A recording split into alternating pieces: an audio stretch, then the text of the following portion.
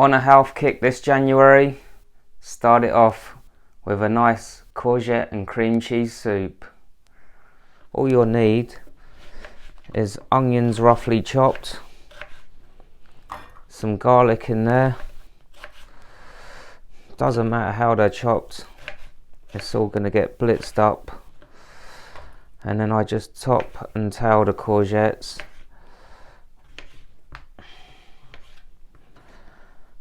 And then they just get roughly chopped as well. You're ready to hit the pan. Into the pan goes a few knobs of butter. As that pan gets hot and the butter's mounting, we just go with all the courgette, the onion and the garlic all in one go. And we'll just sweat that off for a little while with the butter. Don't have the heat too high, otherwise the butter would just burn and then it'd be a disaster. After a few minutes, the courgettes and onions are sort of softened down a little bit. We're going to just add a couple of tablespoons of plain flour. If you've got a gluten allergy, then you can always use rice flour or one that's already gluten free, an alternative flour. But we're going to just stir that in,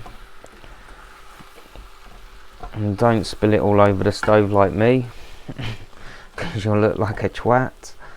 And then we're going to just add in our water just gradually,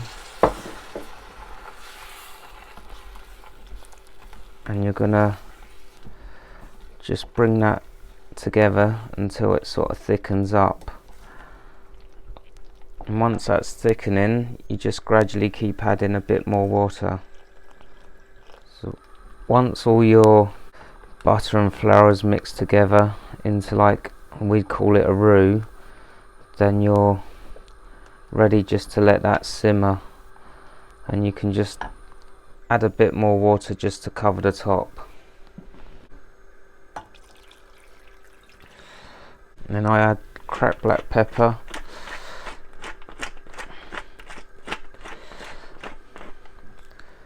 and some vegetable stock.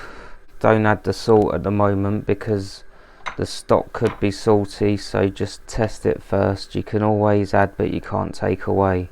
So it's just a case of leaving that now to simmer away for about 10-15 minutes, and then we'll be back. Our courgettes have just come to the boil now. As you can see, that's sort of thickened up with the flour and the butter. Once that's come to the boil, just get your hand blender in there, and we're just going to blitz that. Then I'm just going to taste that for a bit of seasoning just to check. The flavour's already there, but just to finish it all off, I'm going to add cream cheese. People are amazed how much nicer courgette can be with this. The little one laps it up like a dog. Once your cream cheese is in there, just get a whisk and gradually whisk that in there. It's a firm favourite in our household. And there you have it, cream cheese and courgette soup, done. If you thought you didn't like cream cheese or courgettes, give this one a go, and I think you'll change your mind. Leave a comment down below, tell us what you think. Subscribe to see more recipes, and if you want to get a hat like this knitted, you better order it now.